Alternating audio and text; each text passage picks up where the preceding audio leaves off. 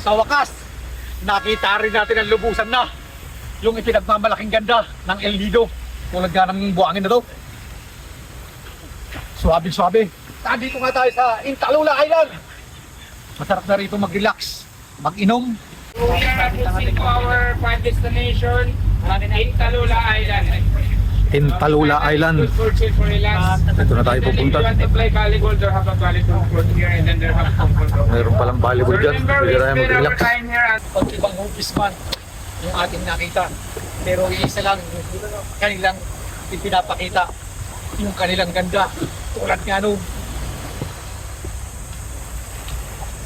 Tulad nga rin dito.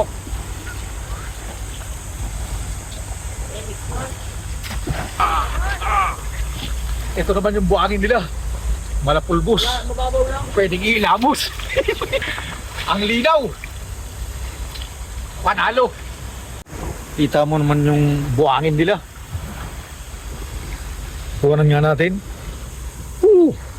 Napakaganda. Puting-puti. At pinong-pino. Meron tayo ditong isang followers. Di ko alam kung followers siya o baser. Tanungin na lang natin. Tinawag si Mr. Pep. Boss, magandang umaga. Isa ka bang? Nandun ba tayo sa followers o baser? Bakit na lang? Follower, pero lagi kayo napapanood. Napapanood lang si boss. Maraming salamat, boss.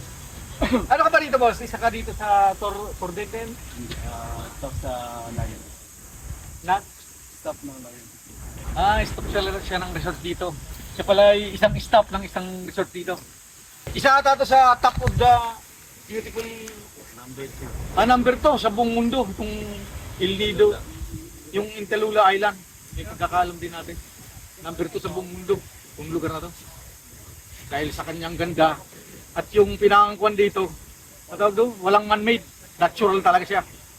Yung mga buhangin nga to. Bukod nga sa puting buhangin na pinagmamalaki nila, kaya siguro to naging top to sa buong mundo. Kita mo naman yung tubig niya. Nagkikristal. At yung paligid nga niya. Ayan. Pintang-ginta mo naman yung ganda.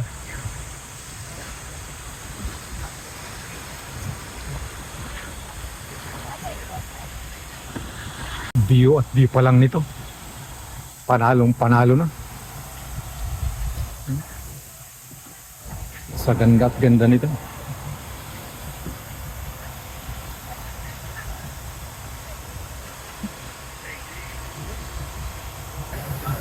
Paikutin na nga natin ang paikutin ng ang ating camera para malaksiyan natin ang lubos-lubusan na, yung pasulok-sulukan na nito.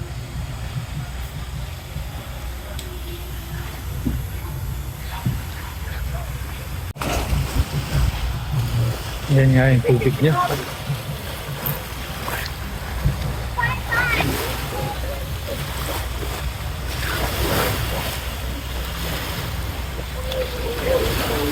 Grabing linaw. Tubig oh. Hindi kayang labuin to. Kahit pa libo yung maglangoy-langoy dito. Kailan pa nga natin gagawin kung hindi na natin kayang yakbang yung ating paa? Ngayon kaya pa. Tara na. Baka sa kakaintay mo ng panahon, maubusan ka naman ng pagkakataon. Kaya pag may panahon na oras ka, tara na! Nakikita lang natin sa vlog ng iba. Ngayon, nasaksiyan na ni Mr. Peps ang lubusan nga pala. Sa ganda, ganda. Napakaganda niya. Gawa ng unang-unang sa buong mundo. Kaya naging pakalawa. Hanggang siguro ngayon, pakalawa pa rin yung kaganda niya. So, gawa ng nakikita lang natin dito lahat ng ating mga mata. Ito'y natural. Gawa ng kalikasan. Hindi po man-made. Kahit saan ang kilukuhanan siya ng camera. Sadyang maganda talaga siya. Ito yung napakagandang view.